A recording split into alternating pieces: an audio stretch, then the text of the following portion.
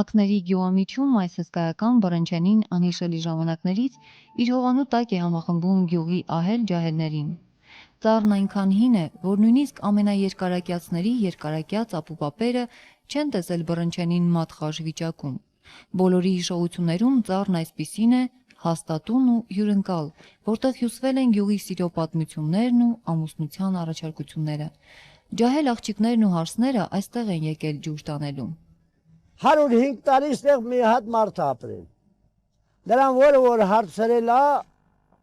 ասել է տղեկ ջան, իմ հերն էլ է ինձ պատմե, իմ պապն էլ որ այս ծառը հենց եմ տհե։ Համ այդ 105 տարեկան մարդից ետնել, ես 65 տարեկան եմ։ Թե միսա քանի տարեկան է, ոչով չգիտի։ Բայց Հայաստանի քարտեզում կա այս ծառը։ Կավանդույթի համաձայն միջև անգամ բանանվում, որ Սայատնովան այս ծառի տակ երգել է։ Այսօր էլ ամեն երեկո հավաքվում են ակներեցիները, խոսում օրվա հոգսերից, կարկուտի վնասներից, երկրի վիճակից, հազար ու մի բանից։ Այստեղ են տեղի ունենում քարոզարշավները, գյուղի օրենքներով արվող դատաստաններն ու հաշվեհարդարները։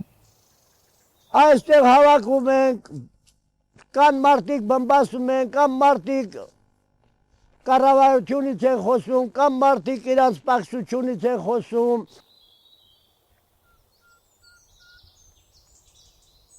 Ալավերդի քաղաքից 3-4 կիլոմետր հարավ-արևելք, Սանահին և Հաղպատ գյուղերի միջև դեպետի բարձրադիր աջ ափին է գտնվում Ակներ գյուղը։ Կլիման մեղմ ամառանոցային է,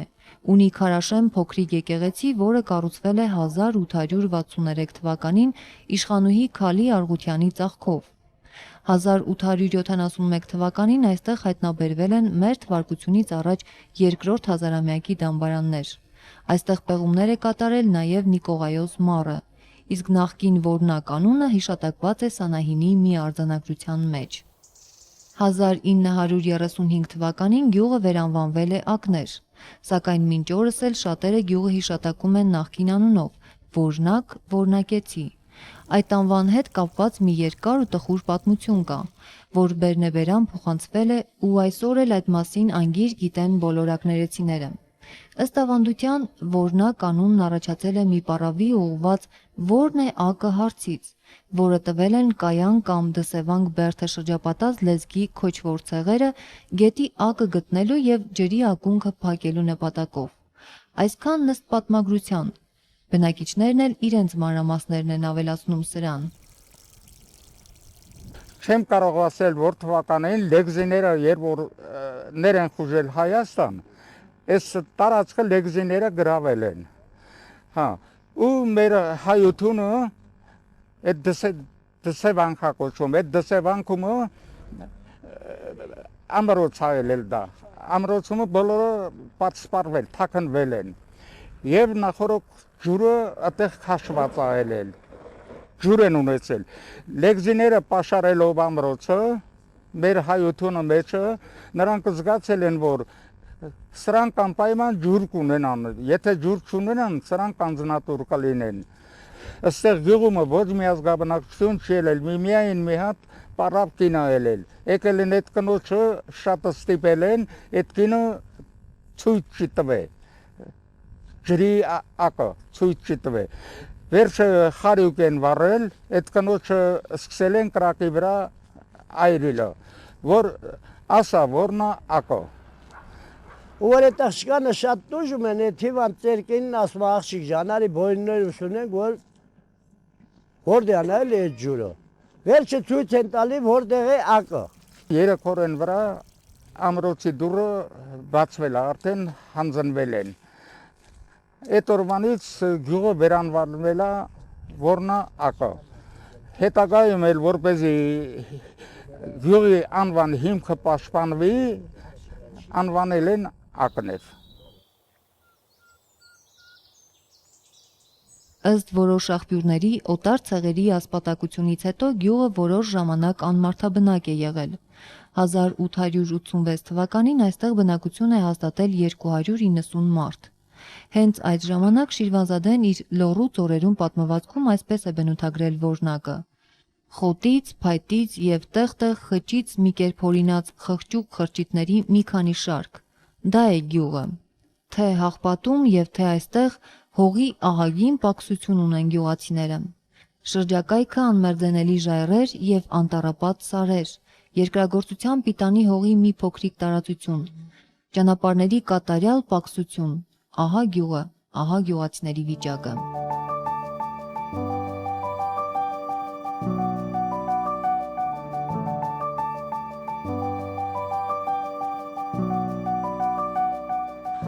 Ասադուր Ծատինյանի կարծիքով գյուղի բնակչությունը վերջին տարիներին զգալի նոսրացել է։ Գյուղում ավելի շատ ծերեր են ապրում իրենց բազմաթիվ հոգսերի բեռան տակ։ Երիտասարդները պանդխտության են մեկնել, էլի վերջին հրաժեշտը բռնչենու տակ են արել։ Այս գյուղի ժողովրդի մեծամասնությունը ընդհանրապես երիտասարդությունը չկա։ Սա գնացած են Ռուսաստանին, Հունաստանին, չգիտես ամեն տեղ էլ գնացածման են գալի, որ իրենց հիմա գոնե իրենց ընտանիքը պահելու մի բան հայթայթեն։ Հնարավորություն չկա ապրելու։ Հիմա մի ծեր էլ ես եմ, 77 տարեկան եմ, արդեն ծեր չեմ։ Երևի ծեր եմ էլի։ Ծերերի աշխատանքը միայն իրենց տնամերձ հողամասն է, որ իրենց տնամերձ հողամասումը մի քիչ կարենան աշխատեն, իրենց տնամերձից մի բան վերցնեն, որ իրենց քոլփաթը կարենան պահեն։ Գյուղացիները հիմնականում այգեգործությամբ ու դաշտավարությամբ են զբաղված։ Տնտեսության հիմնական ճյուղը անասնապահությունն է, սակայն մեծ գլխաքանակով անասուններ չեն բուծում, խոթարքերը գյուղից հեռու են։ Հիմնականում խոշոր եղջերավոր անասուններ այդ մեծ քանակությամբ չեն պահում։ Հիմնական ասենք 7 գլուխ ունենք խոթարքներ, որոնք գյուղացիք չեն օգտվում այդ խոթարքներից մնում է, չեն հնձում։ Հեռու դրա համար չեն կարողանում տեղափոխել, վառելիքը թանկ է, չեն կարողանում տեղափոխել, դրա համար մնում է։ Ինչքան է հեռու։ Օրինակ Ուչկուլի սահանդամաս ունենք, խոթարքները այնտեղը 50 կիլոմետր։ Իսկ մոտակա վարելահողերն ու արոտավայրերը ոչ միայն չեն բավականացնում, այլև անջրդի են։ Այստեղ ոչ մեծ քանակի կարտոֆիլ ու ցորեն են մշակում։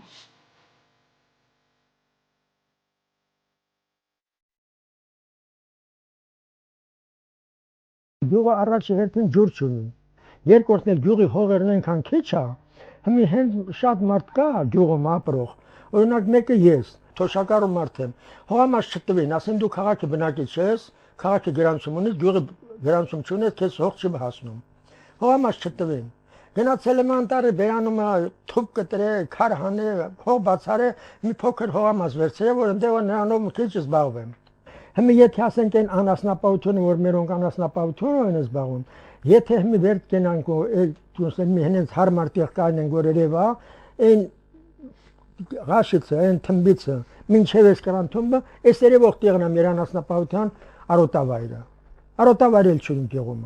Ակները գյուղի կարգավիճակ չունի։ Ալավերդի քաղաքի թաղամաս է համարվում։ Բնակիչները մինչև հիմա չեն պարզել, սա իրենց օգուտ թե վնաս կարող է բերել, բայց մինչև հիմա ոչ օգուտն են տեսել, ոչ էլ վնասը։ Տարիներ առաջ գյուղացիք տվել են իրենց համաձայնությունը քաղաքացի համարվելու պաշտոնյաների խնդրանքին։ Դե վատ չէ։ Քաղաքացիներին ավելի դուսած կողմ էին համարում ժամանակին։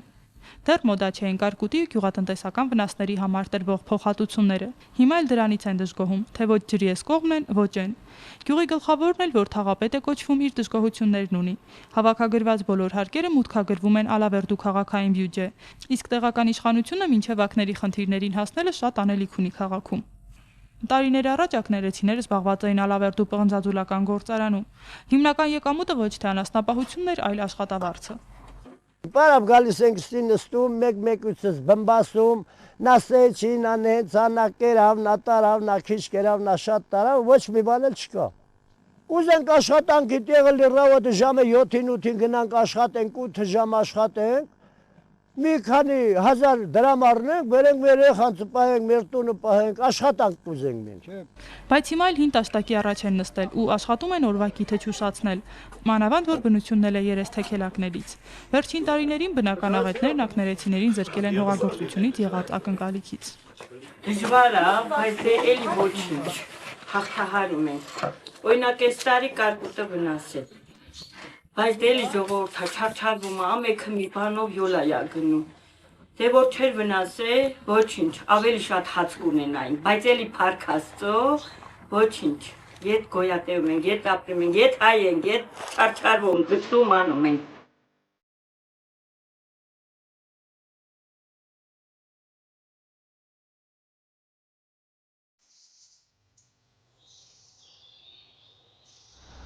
Կարապետ Դոլինյանն իր կյանքի 90 տարիներն անց է կացրել հայրենի Ակներ գյուղում։ Նույնիսկ 70-ամյա ծերունիները նրան ընկեր Դոլինյան են ասում։ Վաստակաշատ ուսուցիչը 50 տարի տնօրինել է գյուղի դպրոցը։ Դիրեկտորը դա պաշտոն է, երբ ուզենան կհանեն ուսուցիչը մինչև մա մնում է ուսուցիչ։ Ես ուսուցիչ եմ։ Մինչև հիմա ուսուցիչ եմ, դեռ ինձ բան են հարցնում։ Հանդես եմ գալիս ուրախություններում, տխրություններում, շրջանից եկած այո ընտրական կամպանիայում դեռ ակտիվ քաղաքացի եմ։ Էլավ, ուրեմն իմ ամենաբարձր կոչումն այն է, որ ես ուսուցիչ եմ, եւ դա մինիստրի հետ չեմ փոխի այդ կոչումը։ Նա համարում է, որ ապրած երկար տարիներն իզուր չեն անցել։ Դաստիարակել եւ ուսման է տվել նաեւ 5 երեխաներին։ Այժմ ուրախանում է նաեւ 19 թոռների ու ծորան հաջողություններով։ Սակայն նրա բոլոր երեխաները հայրենական օջախից հեռու են ապրում աշխարհի տարբեր ծայրերում։ Զավակների մոտ տեղափոխվելու բոլոր խնդրանքները Կարապետ Դոլինյանը մերժել է։ Հայրենի տունն ու գյուղը գերադասում է օտարությունից։ Աշխարհում ես ամենից շատ սիրում եմ մեր գյուղը եւ Հայաստանը։ Եվ Երևանը այնտեղ էլ սովորել եմ։ Սրանի քաղցր տեղ ես չունեմ։ Այն մեկ էլ աղգծած չի, ոնց որ լանի լինեն։ Սա իմ սրտիցն է բխում։ Կռիվ դավիա թերի, իսկ ես նրանց փեսի տուն չեմ գնա։ Հեսա իմ տունը։ Ես իմ ձեռքով եմ շինել, այստեղ էլ պետք է հա, հետո մի բան գալիս են հանգիստ նստեցեք, դուք ինձ կարգադրելու իրանք չունեք։ Բավ ինչ մի քանի ծերեր տենում եմ տանել ձայն չունեն, այդ ձևի չի։ Ես գնալ չեմ փեսին ենթարկվի։ Իմ տանը պետք է լինի, իրանք թող գալիս են գանիստեն։ Իրանք էլ ասեմ, այդ չափ չկա թե ոնց են նայում։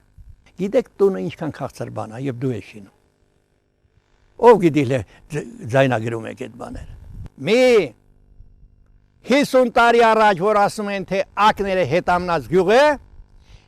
ոչ ոք այլևս չի համարձակվի այդպիսի բան ասել։ Մենք ունենք լավ բանաստեղծ Սուրեն Մուրադյանը 70 գրքերի հեղինակ։ Եթե որևէ բան կասեն թե այս գյուղացիները մենք ավելի կրթված ենք, ավելի անունով թող ամրցենք ասել բանը, հա? Հա, Ցաղպատի Սանահինի շարքում մենք էլ մեր պատվավոր տեղն ունենք։